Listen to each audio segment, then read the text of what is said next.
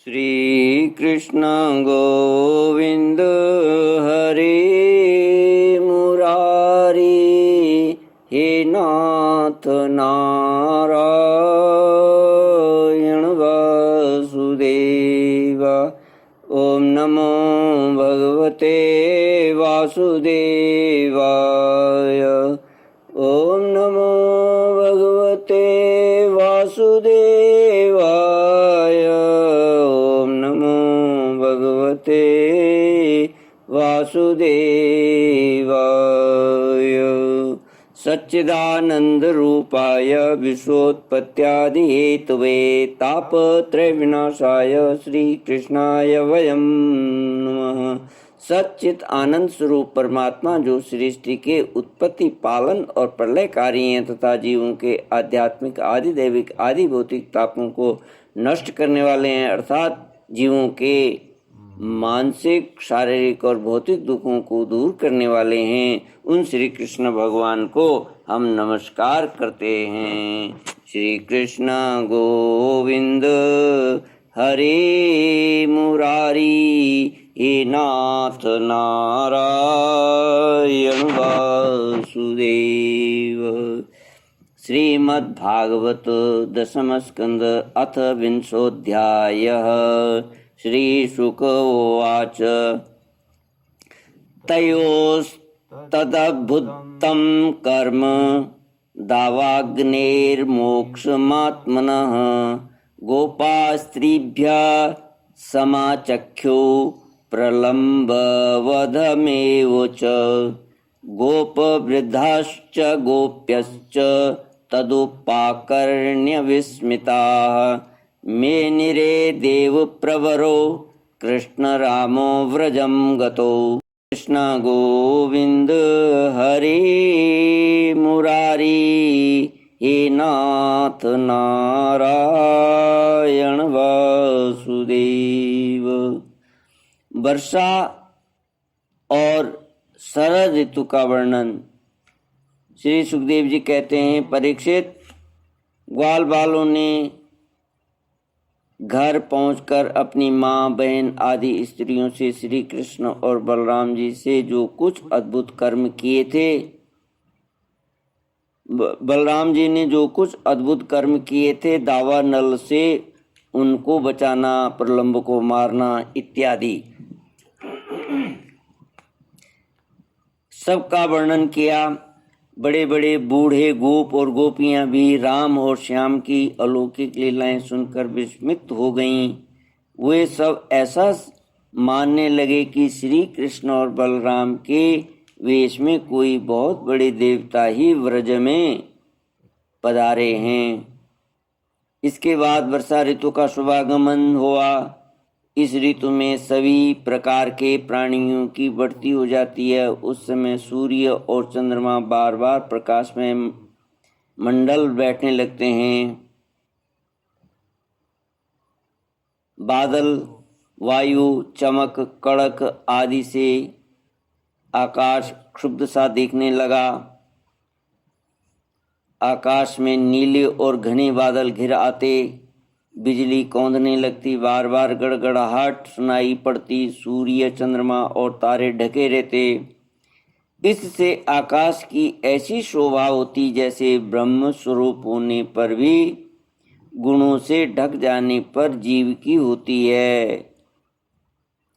सूर्य ने राजा की तरह पृथ्वी का रूप प्रजा से 8 महीने तक जल का कर ग्रहण किया।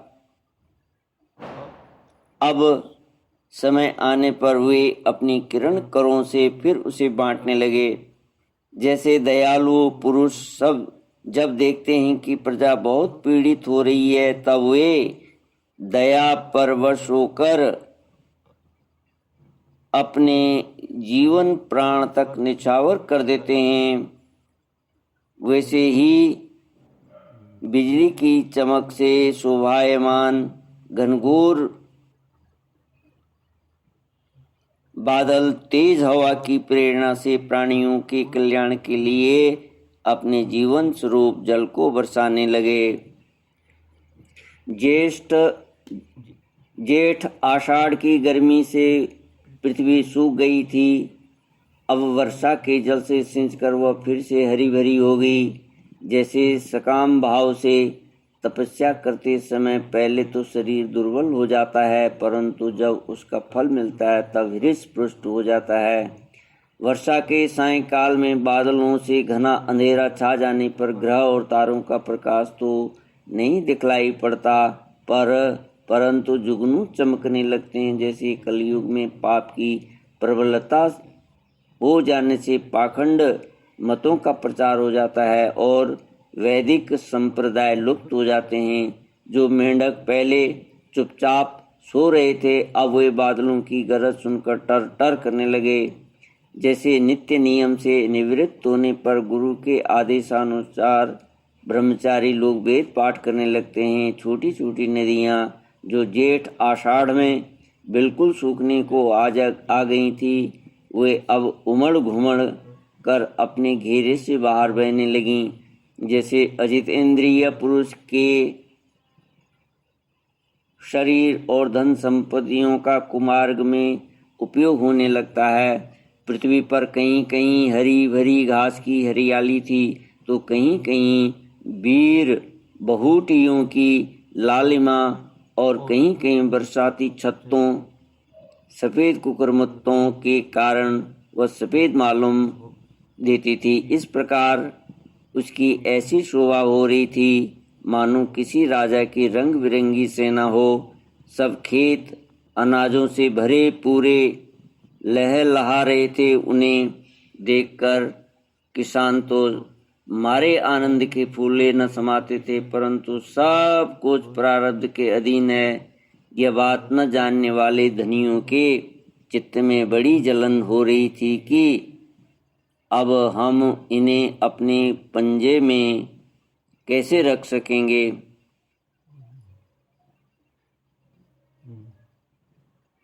नए बरसाती जल के सेवन से सभी जलचर और थलचर प्राणियों की सुंदरता बढ़ गई थी।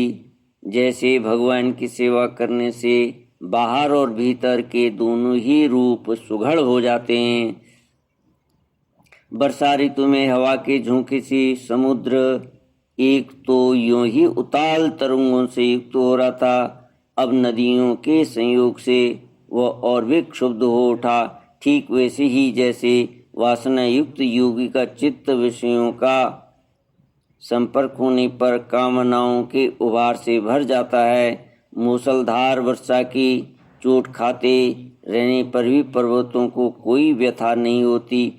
जैसे दुखों की भरमार होने पर भी उन पुरुषों को किसी प्रकार की व्यथा नहीं होती जिन्होंने अपना चित्त भगवान को ही समर्पित कर रखा है। जो मार्ग कभी साफ नहीं किए जाते थे, वे घास से ढक गए और उनको पहचानना कठिन हो गया। जैसे जब द्विजातीय वेदों का अभ्यास नहीं करते, तब काल क्रम से वे उन्हें भूल जाते हैं। यद्यपि बादल बड़े लोकोपकारी हैं, फिर भी बिजलियां उनमें स्थिर नहीं रहती। ठीक वैसे ही जैसे चपल अनुराग वाली कामनियां स्त्रियां गुणी पुरुषों के पास भी स्थिर भाव से नहीं रहती। आकाश मेघों के गर्जन तर्जन से भर रहा था, उसमें निर्गुण बिना डोरी के इंद्रधनुष की वैसी ही शोभा हुई। जैसे सत्वरज आदि गुणों के क्षोभ से होने वाले विश्व के बखेड़े में निर्गुण ब्रह्म की। यद्यपि चंद्रमा की उज्ज्वल चांदनी से बादलों का पता चलता था, फिर भी उन बादलों ने ही चंद्रमा को ढककर शोभाहीन भी बना दिया था। ठीक वैसे ही जैसे पुरुष के आवाज से आभासित होने वाला अहंकार ही उसे ढक कर प्रकाशित नहीं होने देता। बादलों के शुभागमन से मोरों का रोम रोम खिल रहा था। वे अपनी कुहक और नृत्य के द्वारा आनंदोत्सव मना रहे थे, ठीक वैसे ही जैसे गृहस्थी के जंजाल में फंसे हुए लोग जो अधिकतर तीनों तापों से जलते और घबराते रहते हैं, भगवान के भक्तों के शुभागमन से आनंद मग्न हो जाते। जो वृक्ष जेठ आषाढ़ में सूख गए थे, वे अब अपनी जड़ों से जल पीकर पत्ते, फूल और डालियों से खूब सज धज गए। जैसे सकाम भाव से तपस्या करने वाले पहले तो दुर्बल हो जाते हैं, परंतु कामना पूरी होने पर मोटे तगड़े हो जाते हैं। परीक्षित, तालाबों के तट कांटे, कीचड़ और जल के बहाव के कारण प्राय अशांत ही रहते थे, परंतु सारस एक क्षण के लिए भी उन्हें नहीं छोड़ते थे। जैसे अशुद्ध हृदय वाले विषयी पुरुष काम धंधों की झंझट से कभी छुटकारा नहीं पाते, फिर भी घरों में ही पड़े रहते हैं। वर्षा ऋतु में इंद्र की प्रेरणा से मूसलाधार वर्षा होती है। इससे नदियों के बांध और खेतों के मेड़ें टूट फूट जाती हैं। जैसे कलयुग में पाखंडियों के तरह तरह के मिथ्या मतवादों से वैदिक मार्ग की मर्यादा ढीली पड़ जाती। वायु की प्रेरणा से घने बादल प्राणियों के लिए अमृतमय जल की वर्षा करने लगते। जैसे ब्राह्मणों की प्रेरणा से धनी लोग समय समय पर दान के द्वारा प्रजा की अभिलाषाएं पूर्ण करते हैं। वर्षा ऋतु में वृंदावन इसी प्रकार शोभायमान और पकी हुई खजूर तथा जामुनों से भर रहा था। उसी वन में विहार करने के लिए श्याम और बलराम ने ग्वाल बाल और गौओं के साथ प्रवेश किया। गौएं अपने थनों के भारी भार के कारण बहुत ही धीरे धीरे चल रही थी। जब भगवान श्री कृष्ण उनका नाम लेकर पुकारते, तब वे प्रेम परवश होकर जल्दी जल्दी दौड़ने लगती। उस समय उनके थनों से दूध की धारा गिरती जाती थी।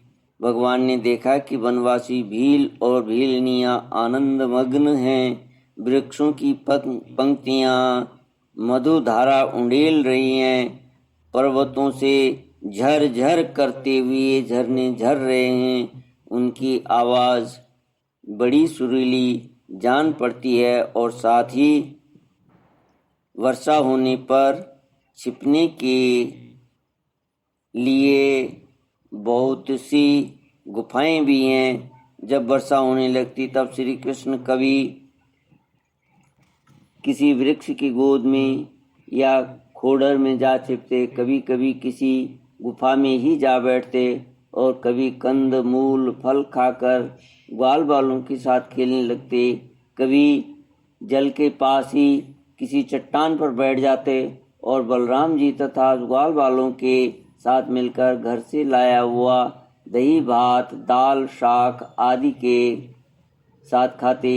वर्षा ऋतु में बैल बछड़े और थनों के भारी भार से थकी हुई गौएं थोड़ी ही देर में भरपेट घास चर लेती और हरी भरी घास पर बैठकर फिर आंख मूंद कर जुगाली करती रहती। वर्षा ऋतु की सुंदरता अपार थी। वह सभी प्राणियों को सुख पहुंचा रही थी, इसमें संदेह नहीं कि वह ऋतु गाय बैल बछड़े सब के सब भगवान की लीला के ही विलास थे। फिर भी उन्हें देखकर भगवान बहुत प्रसन्न होते और बार बार उनकी प्रशंसा करते। इस प्रकार श्याम और बलराम बड़े आनंद से व्रज में निवास कर रहे थे। इसी समय वर्षा बीतने पर शरद ऋतु आ गई। अब आकाश में बादल नहीं रहे, जल निर्मल हो गया, वायु बड़ी धीमी गति से चलने लगी। शरद ऋतु में कमलों की उत्पत्ति से जलाशयों के जल ने अपनी सहज स्वच्छता प्राप्त कर ली, ठीक वैसे ही जैसे योग भ्रष्ट पुरुषों का चित्त फिर से योग का सेवन करने से निर्मल हो जाता है। शरद ऋतु ने आकाश के बादल, वर्षा काल के बढ़े हुए जीव, पृथ्वी की कीचड़ और जल के मटमैलेपन को नष्ट कर दिया। जैसे भगवान की शक्ति ब्रह्मचारी, गृहस्थ, वानप्रस्थ और सन्यासियों के सब प्रकार के कष्टों और अशुभों का झटपट नाश कर देती है। बादल अपने सर्वस्व जल का पान करके उज्ज्वल कांति से सुशोभित होने लगे, ठीक वैसे ही जैसे लोक परलोक, स्त्री पुत्र और धन संपत्ति संबंधी चिंता और कामनाओं का परित्याग कर देने पर संसार के बंधन से छूटे हुए परम शांत सन्यासी शोभायमान होते हैं। अब पर्वतों से कहीं कहीं झरने झरते थे और कहीं कहीं वे अपने कल्याणकारी जल को नहीं भी बहाते थे। जैसे ज्ञानी पुरुष समय पर अपने अमृतमय ज्ञान का दान किसी अधिकारी को ही कर देते हैं और किसी किसी को नहीं भी करते। छोटे छोटे गड्ढों में भरे हुए जल के जलचर यह नहीं जानते कि उस गड्ढे का जल दिन पर दिन सूखता जा रहा है। जैसे कुटुंब के भरण पोषण में भूले हुए मूढ़ यह नहीं जानते कि हमारी आयु क्षण क्षण क्षीण हो रही है। थोड़े जल में रहने वाले प्राणियों को शरतकालीन सूर्य की प्रखर किरणों से बड़ी पीड़ा होने लगती। जैसे अपनी इंद्रियों के वश में रहने वाले कृपण एवं दरिद्र कुटुंबी को तरह तरह के ताप सताते ही रहते हैं। पृथ्वी धीरे धीरे अपना कीचड़ छोड़ने लगी और घास पात धीरे धीरे अपनी कचाई छोड़ने लगे। ठीक वैसे ही जैसे विवेक संपन्न साधक धीरे धीरे शरीर और अनात्म पदार्थों से यह मैं हूँ और यह मेरा है, यह अहंता और ममता छोड़ देते हैं। शरत ऋतु में समुद्र का जल स्थिर, गंभीर और शांत हो गया। जैसे मन के निसंकल्प हो जाने पर आत्माराम पुरुष कर्म कांड का झमेला छोड़कर शांत हो जाता है।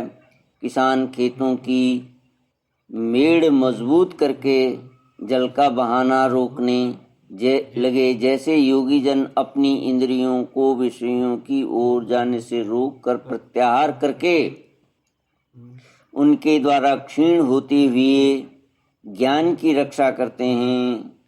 शरत ऋतु में दिन के समय बड़ी कड़ी धूप होती है, लोगों को बहुत कष्ट होता है, परंतु चंद्रमा रात्रि के समय लोगों का सारा संताप वैसे ही हर लेते हैं। जैसे देहाभिमान से होने वाले दुखों को ज्ञान और भगवत विरह से होने वाले गोपियों के दुख को श्री कृष्ण नष्ट कर देते हैं। जैसे वेदों के अर्थ को स्पष्ट रूप से जानने वाला सत्वगुणी चित्त अत्यंत शोभायमान होता है, वैसे ही शरद ऋतु में रात के समय मेघों से रहित निर्मल आकाश तारों की ज्योति से जगमगाने लगा है। परीक्षित, जैसे पृथ्वी तल में यदुवंशियों के बीच यदुपति भगवान श्री कृष्ण की शोभा होती है, वैसे ही आकाश में तारों के बीच पूर्ण चंद्रमा सुशोभित होने लगा। फूलों से लदे हुए वृक्ष और लताओं में होकर बड़ी ही सुंदर वायु बहती, वह न अधिक ठंडी होती और न अधिक गर्म। उस वायु के स्पर्श से सब लोगों की जलन तो मिट जाती, परंतु गोपियों की जलन और भी बढ़ जाती, क्योंकि उनका चित्त उनके हाथ में नहीं था, श्री कृष्ण ने उसे चुरा लिया। शरद ऋतु में गौएं, हरिणियाँ, चिड़ियाँ और नारियाँ ऋतुमती संतानोत्पत्ति की कामना से युक्त हो गईं तथा सांड, हरिण, पक्षी और पुरुष उनका अनुसरण करने लगे, ठीक वैसे ही जैसे समर्थ पुरुष के द्वारा की हुई क्रियाओं का अनुसरण कर उनके फल करते हैं। उनके क्रियाओं का अनुसरण उनके फल करते हैं। परीक्षित, जैसे राजा के शुभागमन से डाकू, चोरों के सिवा और सब लोग निर्भय हो जाते हैं, वैसे ही सूर्योदय के कारण कुमुदिनी, कुई या कोई के अतिरिक्त और सभी प्रकार के कमल खिल गए। उस समय बड़े बड़े शहरों और गांवों में नवान्नप्राशन और इंद्र संबंधी उत्सव होने लगे। खेतों में अनाज पक गए और पृथ्वी भगवान श्री कृष्ण तथा बलराम जी की उपस्थिति से अत्यंत सुशोभित होने लगी। साधना करके सिद्ध हुए पुरुष जैसे समय आने पर अपने देव आदि शरीरों को प्राप्त होते हैं, देवादि शरीरों को प्राप्त होते हैं, वैसे ही वैश्य, सन्यासी, राजा और स्नातक जो वर्षा के कारण एक स्थान पर रुके हुए थे, वहां से चलकर अपने अपने अभीष्ट काम काज में लग गए। श्री कृष्ण गोविंद हरि मुरारी, हे नाथ नारायण वासुदेव। इति श्रीमद्भागवते महापुराणे पारमहंस्यां संहितायां दशमस्कन्धे पूर्वार्धे प्रावृट् शरद्वर्ण नाम 20तमोऽध्यायः।